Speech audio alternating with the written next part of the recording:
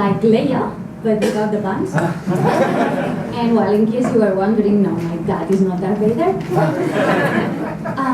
Actually, I'm a chemist, but I don't work in boots. All the time.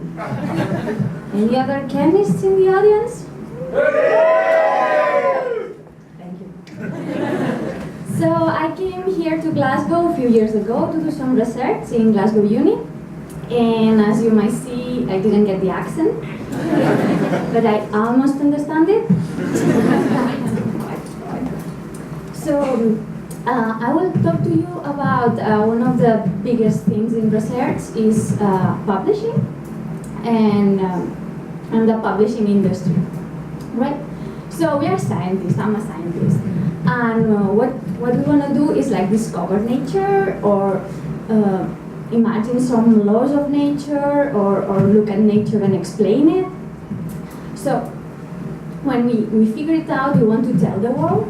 So one of the best examples that you can have in mind to figure it out, you are a scientist, imagine you are Einstein. Well, that's not hard. Just imagine you are Einstein in a bathtub.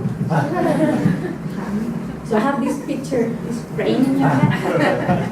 And you're there, and then start thinking, and then you got it. You got that moment, that eureka moment all the scientists dream about. E equals mc squared. Oh God, what you gonna do? If Einstein was alive these days, what he would do? He would just tweet it. E mc equals squared. Like, YOLO. Enjoy.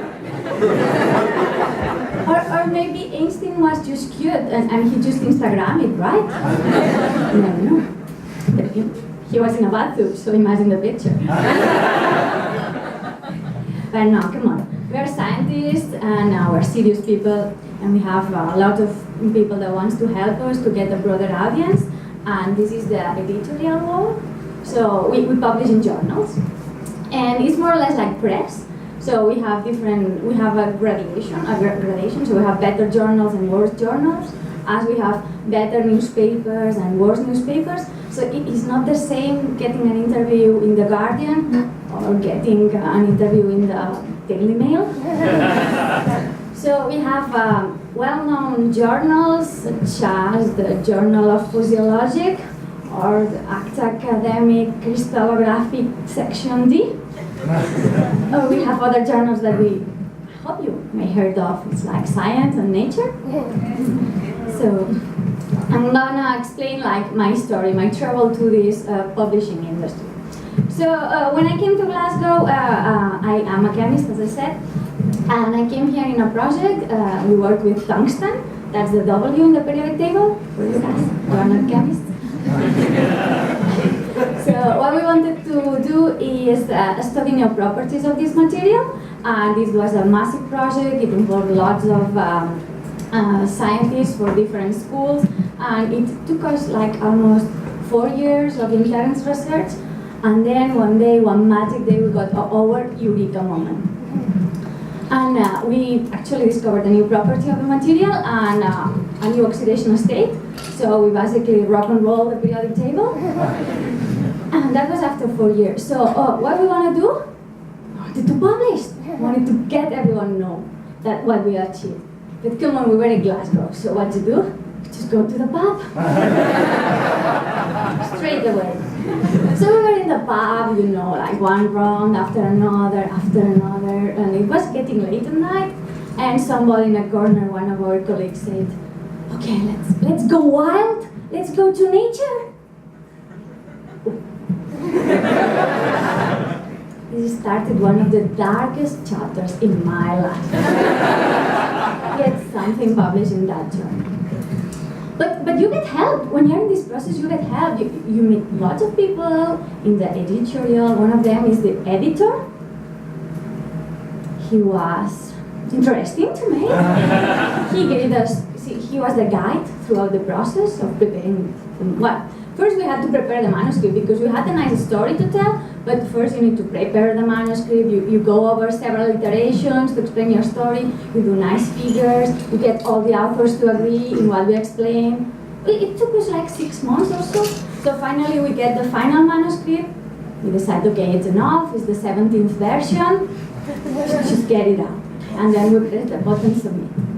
Okay, we waited, and then it came back.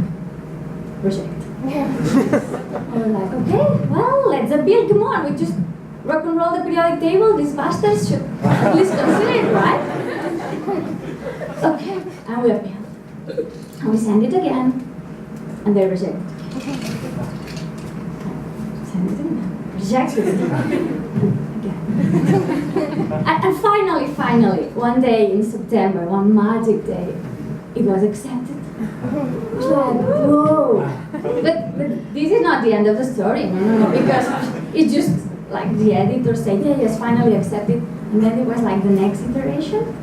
Then it's just when your scientific manuscript gets passed to the editorial process of proofreading and editorial considerations. So they sent a draft, like the final Dalai proofs to us. So this was when a bunch of non-scientific experts take your scientific text and rip it apart. So what we get back is the worst abomination of story. So I said, I don't know if I told you, but we discovered a new oxidation state of selenium. The dudes there, they just did a nuclear reaction and changed the whole paper to sulfur. We were astonished. And then one of my colleagues just sit down. So we had to convince the editorial for 6 months to get this accepted. And then he sent straight away an email to the editor, to that god of nature. An email with 3 words.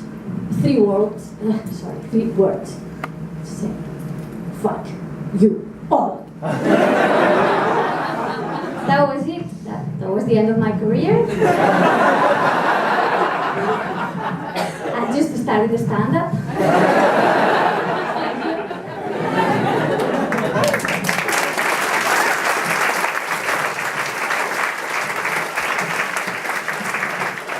Come on, no, there is whiskey.